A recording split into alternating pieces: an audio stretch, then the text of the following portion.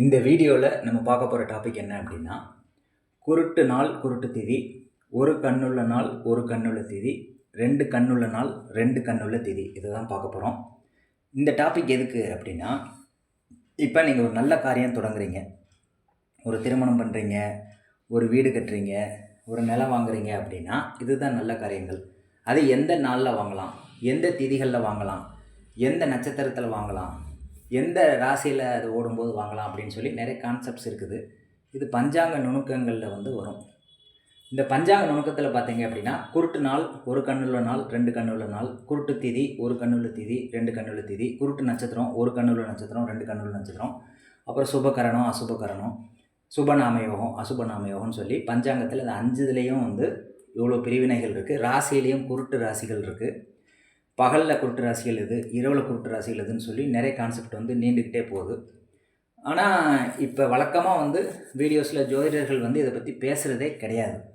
பஞ்சாங்கத்தை பற்றி யாருமே பேசுகிறது கிடையாது. எல்லாம் சும்மா ஜாதகத்தை பார்க்குறது, 8ஆம் அதிபதி மாரகாதிபதி பாதகாதிபதி அது பாதிக்கப்பட்டால் உனக்கு பிரச்சனை வரும், எப்போ வரும்னு கேட்டால் தசாபுதியை வச்சு சொல்கிறாங்க. இது என்னுடைய புரிதலில் கரெக்டான அணுகுமுறை கிடையாதுங்கிறது தான் என்னுடைய கருத்து. ஜாதகம் பார்க்குறது முக்கியம் இல்லை, அதுக்கு தீர்வு தான் நமக்கு ரொம்ப முக்கியம். அப்போ தீர்வு தெரியணும் அப்படின்னா இந்த விஷயங்கள்லாம் தெரியாமல் நீங்கள் தீர்வு சொல்ல முடியாது. உலகில் ஜோதிடம் தெரியணும். ஏன் அப்படின்னா அது எந்தெந்த பிளேசஸை குறிக்குதுன்னு தெரிஞ்சால் தான் நீங்கள் அந்த பிளேஸுக்கு போய் பரிகாரம் பண்ண முடியும். மருத்துவ ஜோதிடம் தெரியணும். அப்போ தான் எந்தெந்த நோய்கள் சரி பண்ணுறது அப்படின்னு நமக்கு தெரியும், எந்த உறுப்பில் நோய் வரும்னு தெரியும். அடுத்து பார்த்திங்கன்னா இந்த பஞ்சாங்கத்தை பற்றின நுணுக்கங்கள் தெரியணும். எந்த நாளில் மருந்து எடுத்தால் சரியாகும் அப்படின்னு தெரியணும். சுப காரியங்கள் எந்த டைமில் தொடங்கணும்னு தெரியணும். எது குருட்டு நாள் குருட்டு திதி குருட்டு நட்சத்திரம் இதெல்லாம் தெரியணும். எதுவுமே தெரியாமல் சும்மா ஜோதிடர் அப்படின்னு பேரை போட்டுக்கிட்டு லக்னத்தை வச்சு பலன் சொல்கிறதுங்கிறது என்னுடைய புரிதலில் முட்டாள்தனமாக இருக்குது. நான் என்னுடைய ஆராய்ச்சியில் பார்த்திங்க அப்படின்னா லக்னம் இல்லாமல் தான் நான் பலன் சொல்கிறேன். யாருக்குமே லக்னம் பார்க்குறது இல்லை. ஏன் பார்க்குறது இல்லை அப்படின்னா கிரகங்கள் தான் ஒரு சம்பவத்தை தீர்மானிக்குது, லக்னம் தீர்மானிக்கலை அப்படிங்கிறது என்னுடைய ஆய்வில் கண்டுபிடிச்சேன். அதெல்லாம் இருக்கட்டும். இப்போ இன்றைக்கி குருட்டு நாள் குருட்டு திதிகள், ஒரு கண்ணுள்ள நாள் ஒரு கண்ணுள்ள திதி, 2 கண்ணுள்ள நாள் 2 கண்ணுள்ள திதியை பற்றி பார்க்க போகிறோம். இப்போ ஃபஸ்ட்டு நாள் அப்படின்னா கிழமை தான், அதை தான் நம்ம நாளுன்னு சொல்கிறோம். இப்போ குருட்டு நாட்கள் அப்படின்னு சொல்லும்போது செவ்வாய் சனி தான் குருட்டு நாட்கள். இந்த நாட்களில் எந்த ஒரு நல்ல காரியமும் செய்யக்கூடாது அப்படின்னு சொல்லி பஞ்சாங்கத்தில் கொடுக்கப்பட்டிருக்கு. ஒரு கண்ணுள்ள நாள் அப்படின்னா ஞாயிற்றுக்கிழமையும் திங்கக்கிழமையும். இதில் சுமாராக பலன் இருக்கும், பெரிய நன்மை கிடைக்காது அப்படின்னாலும் பரவாயில்லாமல் போகும்னு சொல்லப்படுது. 2 கண்ணுள்ள நாள் அப்படிங்கிறது புதன் வியாழன் வெள்ளி. இந்த நாட்களில் சுப காரியங்கள் செய்கிறது, வீடுக்கு பாதுகாக்கிறது, நிலம் வாங்குறது, இந்த மாதிரி விஷயங்கள் பண்ணால் கண்டிப்பான முறையில் சக்ஸஸ் கிடைக்கும். அப்படிங்கிறதுனால இந்த கிழமை ரீதியாக குருட்டுக்கிழமை, ஒரு கண்ணுள்ள கிழமை 2 கண்ணுள்ள கிழமை பார்த்தோம். திதிகள்லேயும் இதே மாதிரி இருக்குது, நட்சத்திரத்துலேயும் இதே மாதிரி இருக்குது, ராசிகள்லேயும் இதே மாதிரி இருக்குது, கரணத்துலேயும் இதே மாதிரி இருக்குது, நிறைய கான்செப்ட்ஸ் இருக்குது. இப்போ திதிகளில் பார்த்திங்கன்னா குருட்டு திதிகள் அப்படின்னு எடுக்கும்போது திதிகளில் மொத்தம் 30 திதிகள் இருக்குது. அது 15 பிரிக்கிறோம். வளர்பிறையில் ஒரு 15, தேய்பிறையில் ஒரு 15 பிரிக்கிறோம். அதில் குருட்டு திதிகள் அப்படின்னு எடுக்கும்போது வளர்பிறையில் எந்தெந்த திதியில் எந்த ஒரு நல்ல விஷயத்தையும் செய்யக்கூடாது அப்படிங்கிறதுக்கு இந்த குருட்டு திதிகள் யூஸ் ஆகும். வளர்பிறையில் பிரதமை, துவதியை, திருதியை, சதுர்த்தி, இந்த 4 திதிகள் குருட்டு திதிகள் வளர்பிறையில். இந்த வளர்பிறையில் இந்த திதிகளில் எந்த ஒரு சுபகாரியமும் பண்ணக்கூடாது. தேய்பிறையில் பார்த்திங்கன்னா ஏகாதசி, துவாதசி, திரையோதசி, சதுர்தசி, அமாவாசை, இது தேய்பிறையில் வரக்கூடிய குருட்டு திதிகள். இதுலேயும் நீங்கள் எந்த ஒரு நல்ல காரியமும் பண்ணக்கூடாது. அது திருமணமாக இருக்கலாம், ஒரு பதவி ஏற்கும் விழாவாக இருக்கலாம், அது எதுவுமே நீங்கள் நல்ல விஷயங்களே பண்ணக்கூடாது. ஒரு கண்ணுள்ள திதிகள் அப்படின்னு பார்க்கும்போது வளர்பிறையில் பஞ்சமி, சஷ்டி, சப்தமி, பௌர்ணமி, இது 4மே வளர்பிறையில் ஒரு கண்ணுள்ள திதிகள். தேய்பிறையில் பிரதமை, அஷ்டமி, நவமி, தசமி, இது தேய்பிறையில் ஒரு கண்ணுள்ள திதிகள். இதில் சுமாரான பலன் கிடைக்கும். நல்ல காரியங்கள் வேறு வழி இல்லை அப்படின்னா இந்த திதிகளில் பண்ணலாம்.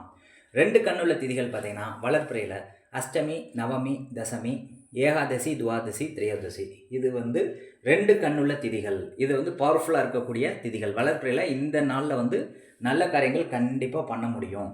தேய்பிறையில் எந்த நல்ல காரியங்கள் எந்த திதியில் பண்ணணும் அப்படின்னா துவதியை, திருதியை, சதுர்த்தி, பஞ்சமி, சஷ்டி, சப்தமி, இந்த 6 திதிகளில் நல்ல காரியங்கள் கண்டிப்பாக செய்யலாம். 2 கண்ணுள்ள திதிகளில் வளர்பிறையில் தேய்பிறையில் மென்ஷன் பண்ண திதிகளில் கண்டிப்பான முறையில் நல்ல காரியங்கள் பண்ணலாம். சுப காரியங்கள் மொத்தமாக சொல்லணும் அப்படின்னா எந்த திதிகளில் எந்த ஒரு சுப காரியமும் பண்ணக்கூடாதுங்கிறதுக்கு ஒரு 4 திதிகள் இருக்குது.